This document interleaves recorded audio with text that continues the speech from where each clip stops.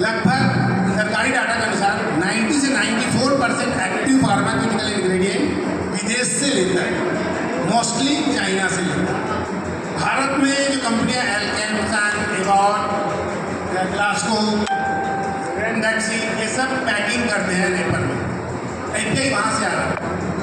क्या भारत का पुराना आयुर्वेद जो ज़्यादा इफेक्टिव है वो एपीआई नहीं बन सकती? क्या अनूपपुर जिला अमरकंटक का वन परिक्षेत्र है, कितनी वन औषधियाँ होती हैं, वनोपज होते हैं, गूगल सबका बेस है। तो हम आयुष की खेती करा के active pharmaceutical ingredient API park क्या अनूपपुर जिले में नहीं बन सकता है?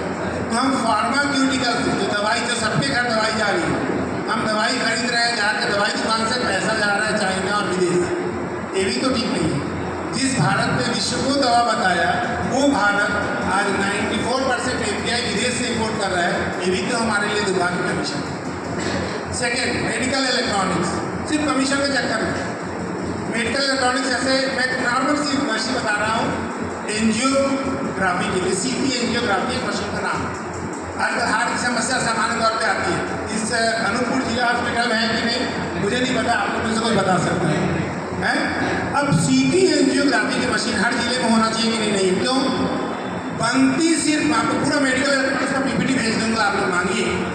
बनती सिर्फ 12 से 13 लाख में, हम 20 करोड़ को उसको खरीद रहे हैं। क्यों? क्योंकि ब्यूरोक्रेट्स को 5 करोड़ कमीशन चाहिए। भारत में नहीं बन पा रहा है।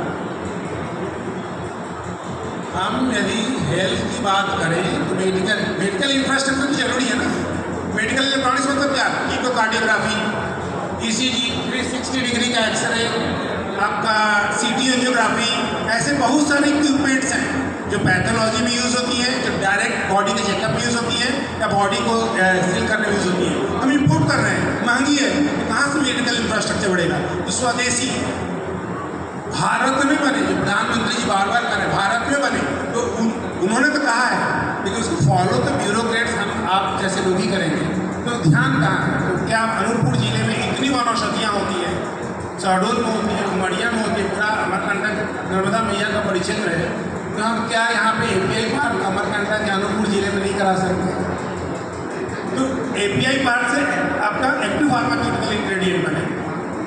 सेकेंड, मेडिकल इलेक्ट्रॉनिक्स का हब बने, उसके लिए गवर्नमेंट ने स्कीम लाई है। मेडिकल इलेक्ट्रॉनिक्स बहुत बड़ा स्कीम है मिनिस्ट्री ऑफ इलेक्ट्रॉनिक्स में, उसकी यूज़ करके कुछ एक आध प्रोजेक्ट है मेडिकल इलेक्ट्रॉनिक्स। हमारे शैलेंद्र सर आप जी हैं नाईपर अहमदाबाद में हैं, उन्होंने अभी 110 करोड़ का ग्रांट भी लिया है। वो क्या कर रहे हैं वहाँ पर करें, लेकिन हम लोग भी तो यहाँ पे शुरू करा सकते हैं। हेल्थ को लेके जिला हॉस्पिटल पहल कर सकता है। अब मेडिकल कॉलेज की बात है। अब एक और बात बताऊँ मैं, जैसे हमारी इंजीनियरिंग, अनूपपुर जिले में इंजीनियरिंग कॉलेज है क्या? नहीं। मंडला में है? नहीं। डिंडौरी में है? गौरापेटा बरवाई में है? नहीं। तो अमरकंटक परिक्षेत्र के 4-5 जिलों में इंजीनियरिंग की पढ़ाई नहीं हो रही है। केंद्रीय विश्वविद्यालय जनजाति भाई बहनों को या अनूपपुर जिले के लोगों को या मंडला, डिंडौरी जो केंद्रीय डिस्ट्रिक्ट है, यहाँ के लोगों को इंजीनियरिंग की पढ़ाई करने की कोई अधिकार नहीं है। एकेडमिक काउंसिल से पास हो गया लेकिन शुरू नहीं हुआ। तो इसमें कोई आप लोग में से कोई लेख लिखे कि इंजीनियरिंग यहाँ की है भाई, आदरणीय मंत्री जी या जो भी है इस पर ध्यान दें, मंत्री जी ध्यान दें। ये तो बेसिक शिक्षा तो वहीं आनी चाहिए, क्योंकि वो कहीं ना कहीं एंटरप्रेन्योरशिप के आसपास है। या गरीब इंजीनियरिंग ना कर सके ऐसा कोई विषय है क्या, या जो भी, तो ऐसा हेल्थ को लेकर के भी विषय, मतलब जो रियलिस्टिक है, जो टच करने वाले, जो भारत के राष्ट्र निर्माण की दिशा में माँ भारती के लिए आवश्यक है। मेरे आप इसमें विषय नहीं है, इसमें एक ही विषय है माँ भारती।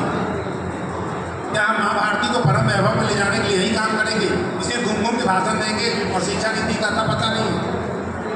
मैं सबको बोल रहा हूँ, अपने संगठन में भी बोल रहा हूँ। अब देखिए कितनी शिक्षा नीति पे चलती है अभी तक, हजारों से ज़्यादा। हमारे यहाँ में नोडल अधिकारी किसको बनाएगा जिसको शिक्षा नीति का ABCD नहीं आता? हमारे यहाँ नोडल अधिकारी है। क्योंकि ग्रांट आती है तो कुलपति जी को उसको कुछ चाहिए, वो अधिकारी देता है, ऑफिशियली बोलता है, प्रमाणित करता है। या तो माँ भारती का विषय है ना, वहाँ पर मैं, मेरा नौकरी, ये कोई विषय नहीं, एक ही विषय है माँ भारती, जिसको परम वैभव में ले जाना। तो उसके सच बोल रहे हैं आप लोग, सच लिखिए, मैं सच बताऊँ। और कुछ पूछना है?